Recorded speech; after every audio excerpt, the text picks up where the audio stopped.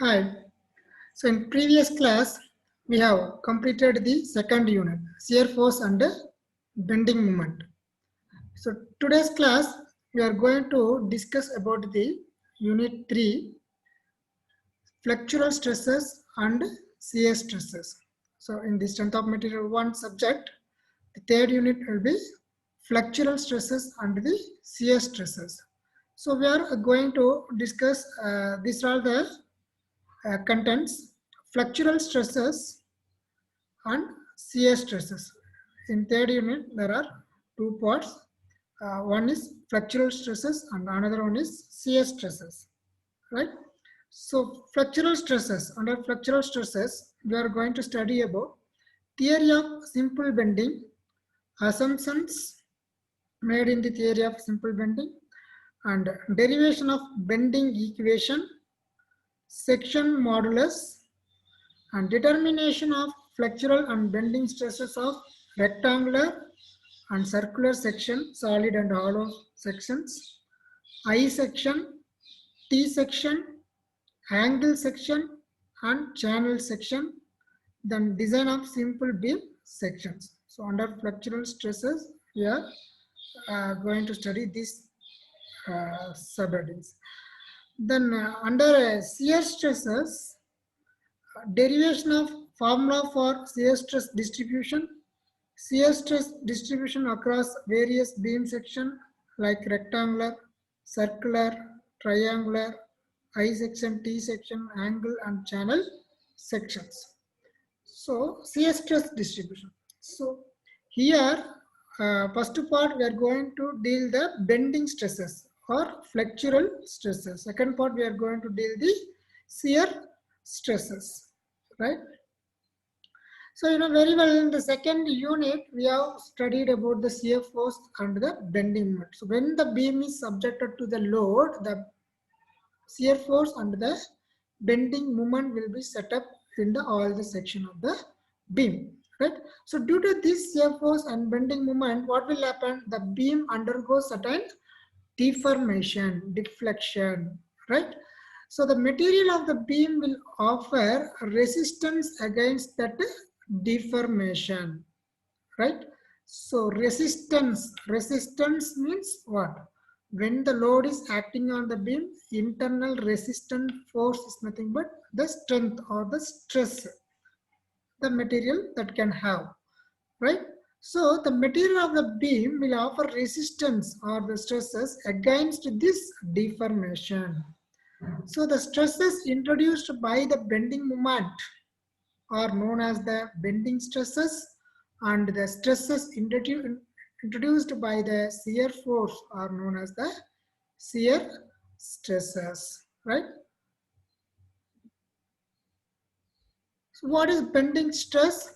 The bending moment at a section tends to bend or deflect the beam, and the internal stresses resist its bending, right? So the resistance offered by the internal stresses to the bending is called the bending stresses, okay? So the resistance offered by the internal stresses to the bending is called bending stresses. So here you can say this is the beam elevation before loading. Okay, so this is the cross section of the beam, suppose. Okay, so when the load is acting on the beam, suppose this is uniformly distributed load or any other load, when the load is acting on the beam gets bending. So beam under the load will be, the beam will be like this, bending. So because of the load acting on the beam, what will happen? There will be the bending moment and shear force set up in the body. So such that the resistance will be the bending stress and the shear stress.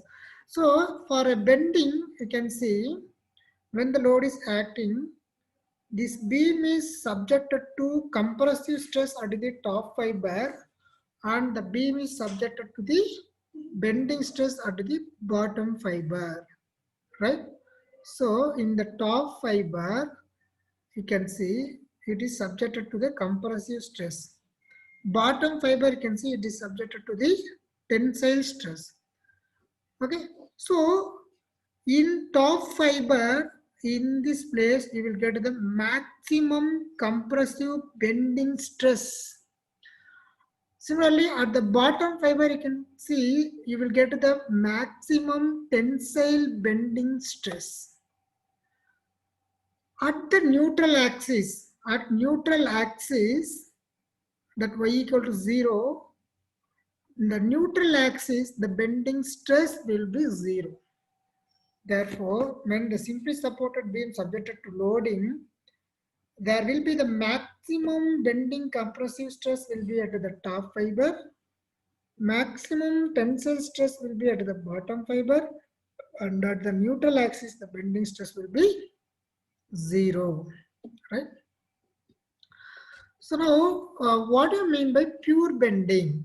So you take the beam, okay? So if the length of the beam, that is through the length of the beam, if it is subjected to the constant bending moment without any shear force, there is no shear force, only bending moment, only the beam is subjected to bending moment, then there will be a resistance or stresses will be set up in that length of the beam due to that bending moment acting on the beam, right? And that length of the beam is said to be the pure bending or simple bending, right? So the stresses set up in that length of the beam are known as the bending stresses. So when the beam, throughout the length of the beam subjected to the bending moment, not a shear force, only bending moment, then there will be the stresses is developed in the length of the beam, right? That stresses set up in that length of the beam is called the bending stresses, right? So now we can see the theory of bending, theory of simple bending. We will see.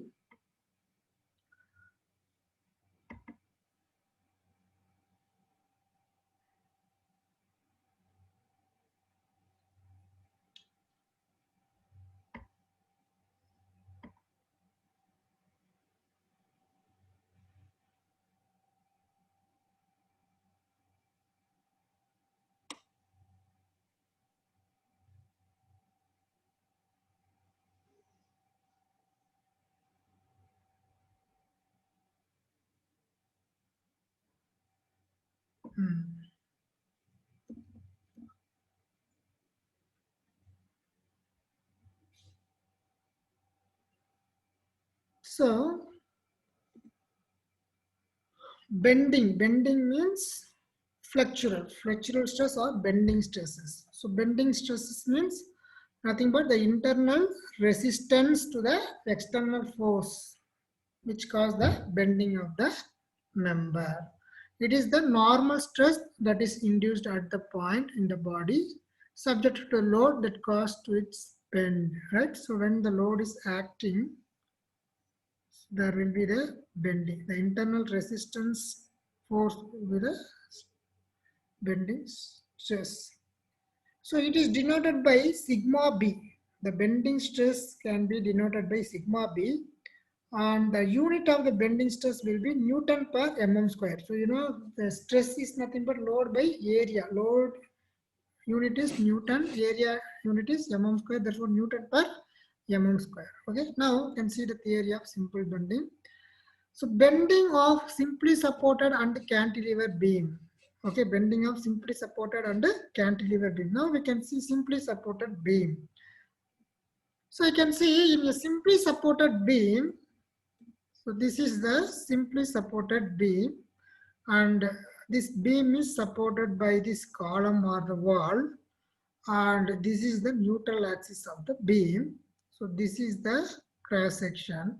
So above the neutral axis, there will be the compressive zone. Below the neutral axis, there will be the tension zone. The breadth of the beam will be small b and depth of the beam will be small d, and neutral axis at the center, there will be neutral axis. Okay. So as we said earlier, When the load is acting, the beam will can bend. Therefore, because of the bend, there will be the bending stress, resistance stress will be created in among the beam. So here at the top fiber, it's compressive zone, top fiber, you will get the maximum compressive stress and become zero at the neutral axis. Again, it will increase with the distance of y. So y means, suppose this is the neutral axis. From this distance, if you take some section here, so here to here, that section you consider is y. So if y is increased, then the stress also increased, and the bottom fiber, extreme bottom fiber, you will get the maximum tensile stress. So in the extreme top fiber, you will get the maximum compressive stress, and neutral axis, the bending stress will be zero, right? Similarly, you can see in the cantilever beam. So cantilever beam, if you see, when the beam is subjected to loading, it is bent like this. Okay, it is fixed, therefore this beam will be bent like this. Therefore, at the top there will be the tension zone. Because of this bending, there is a tension zone at the top, and there will be the compression zones. Here you can see the cross section from here to here. There will be a more length tension. Here very small length shortening compression. So at the top you will get the tension zone. At the bottom you will get the compression zone. But you can see in the simply supported beam, okay, top fiber you can see it is compressing, bottom fiber you can see it is elongated, tension, okay. So top fiber compression zone, bottom fiber tension zone in the case of simply supported beam. But in the case of cantilever beam, reverse. Top fiber will be subjected to tension zone and bottom fiber will be subjected to the compression zone. So here you will get maximum tensile stress will be at the top fiber, and maximum bending compressive stress will be at the bottom fiber, and neutral axis similarly the bending stress will be zero, right? Now, assumptions made in the theory of simple bending. So now you can understand what is the theory of simple bending. So bending stress means when the bending moment, when the load is acting, there is the bending moment or shear force set up in the beam. So because of the bending moment and shear force, the beam get deflect, deformation will take place. To resist against that deformation, there will be the stress developed among the beam. That stress, resistance stress is called the bending stress. The resistance shear stress will be called the shear stress, right? So here we are considering only the beam is subjected to only bending. We are not considering the shear force. Suppose shear force is zero, then the beam is subject to only bending stress. So in the simply supported beam, the neutral axis zero, the maximum bending stress will be at the top fiber, and maximum tensile stress will be at the bottom fiber. Similarly, in the cantilever beam, the tension zone will be top, therefore that at the top there will be the maximum tensile stress, and at the bottom there will be the maximum bending compressive stress. So this is the theory of simple bending, right? So assumptions made in the theory of simple bending. The material of the beam is homogeneous and isotropic. You know what is homogeneous and isotropic? So homogeneous means the material is of the same kind throughout. Throughout the beam, the material is same.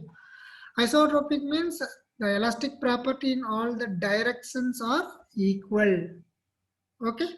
So the value of Young's modulus is same in tension and compression. So we have discussed compression zone and tension zone. So in the compression as well as in the tension, the Young's modulus value, stress by strain value will be same in the compression zone as well as in the tension zone. The next point, the transverse section which were plane before bending remain plane after the bending. So this is the section, transverse section. So before the bending, the section, if you consider, this is considered as a plane section. So after the bending also, okay, this is the plane section. Then the beam is initially straight, right?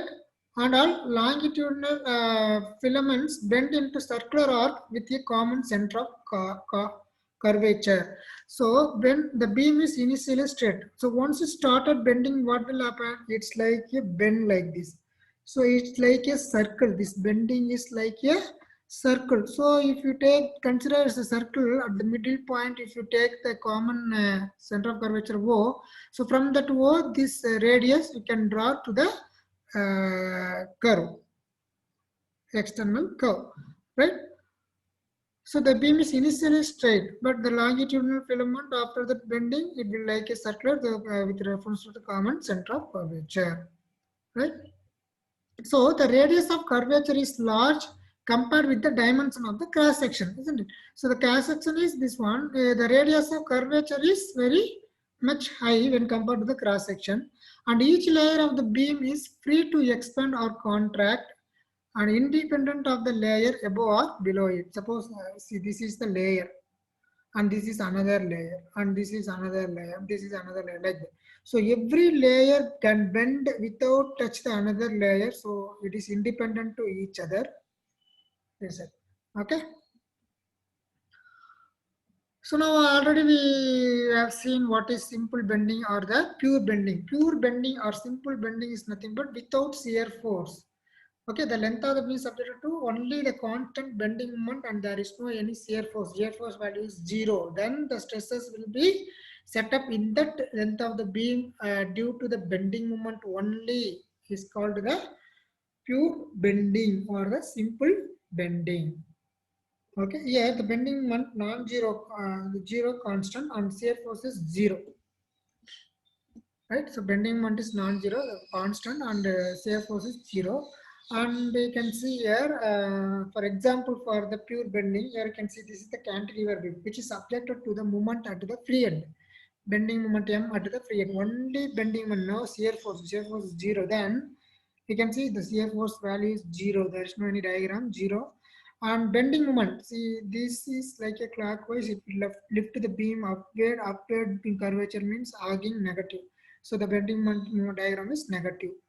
Similarly, you can see in this simply supported beam, it is subjected to moment at point A as well as moment at point B, clockwise, this is anti-clockwise. It will lift the beam like this, sagging. Therefore, sagging means positive. So positive bending moment. Here there is no any shear force, therefore shear force is 0. Similarly, if it is the load arrangement is like that, because of this load you will get a positive, because of this you will get the negative, because as per the sign conversion you can left side reaction upward positive, like that. If you see here positive and this is negative, positive, this is equilibrium, and you will have the only pure bending here. Okay, so this is the example for pure bending. So bending equation, this is a very important equation. From this relation you are going to do many number of problems in this unit, as well as when you are going to higher studies like further studies and all.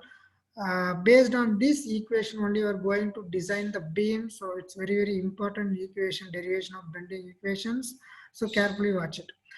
So simply supported beam, when the load is acting on the simply supported beam, this simply supported beam will be bent, isn't it? So because of the bending, okay, there will be the radius of curvature, isn't it? Because of the beam stress, strain, everything will be there. Stress, strain, radius of curvature, Young's modulus value. So all the parameters will be involved, right? So we have to solve the bending equation, derive the equation now. So now you can see, consider the beam section before bending as shown in figure. So this is the before bending, there is a beam. Okay, so in this point, this portion is EF and this length is GH. This is E, this is F, and this is G, and this is H. This EF, the GH will be at a distance of Y from the EF. Okay, this is AC and this is BD. Okay, this is before bending. So consider another layer GH at a distance of Y from the neutral axis. So Y from the neutral axis. This is the neutral axis point. From this Y distance GH you can consider. Now consider the section of the beam after the bending. So you can see after the bending, what will happen? The G dash and H dash will be curved. Layer will be like this, and E dash, F dash like this. This will bend like this. So if you take common O center of point, there will be the curvature, and this is radius R. So this point, center point EF to this O point is R, and this is the angle theta. Okay. Now the R is the radius of curvature of the layer E dash F dash. Y is the distance from the neutral axis up to the layer G dash H dash. From the neutral axis to G dash H dash distance is Y. And theta is angle subtended by arc at the center. Isn't it? So strain in the layer GH due to the bending. So due to this bending, there will be the strain in this layer GH. Here the E dash F dash center point. Therefore, the bending will be very minimum, negligible. But after that, if you see the layer, it start to elongated in the bottom fiber. So here is 0, but here the bending stress will be maximum at the extreme bottom fiber. Similarly, here the 0, then it will bending compressive stress is maximum at extreme fiber with maximum compressive stress. So at point 0 after Y distance, it is strain. The strain E will be is equal to change in dimension divided by original dimension. So what is the change in dimension? This G dash H dash. This is a final dimension minus this initial dimension is E dash F dash. Okay, or you can see GH. Okay, so when before bending, the original dimension is GH. After bending, the change in dimension is G dash H dash. Therefore, strain will be is equal to change in dimension, that is after bending G dash H dash minus before bending GH divided by before bending is original, that is GH. So G dash H dash minus GH divided by GH, right? So what is this GH? You can see in the diagram before bending. So before bending, the layer will be GH. So this GH will be equal to the EF. This layer, EF and GH layer